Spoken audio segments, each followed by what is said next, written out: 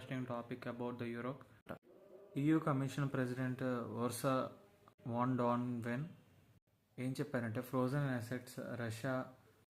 Frozen Russian అసెట్స్ని Ukraine కోసం use చేసి అలాగే $6 బిలియన్ డ్రోన్ అలయన్స్ ఇప్పించి రష్యా మీద కొత్త అలయన్స్ పెట్టాలని చెప్పి ప్లాన్లో ఉన్నారంట మొత్తం యూరోప్ అంతా.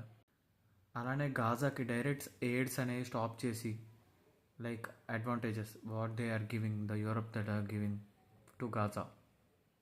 కొత్త డోనర్ గ్రూప్ అయితే ప్రపోజ్ చేయాలని చెప్పి మొత్తం యూరోపియన్ కంట్రీస్ అన్నీ ఆలోచిస్తున్నాయి.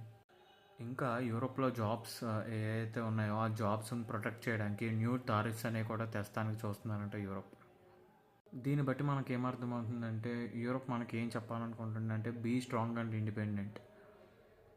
అలానే రష్యా నుంచి సుమారుగా గ్యాస్ సప్లై అనేది 40% ఉండేదంట 2019లో.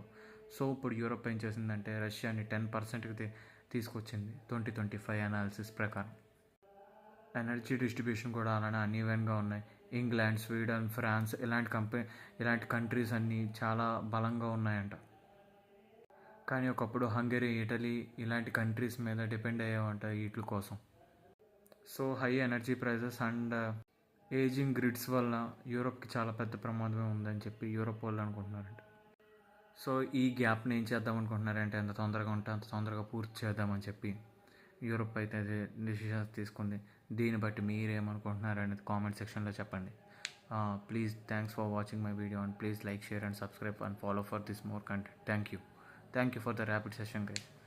See you later, see you tomorrow. Yeah.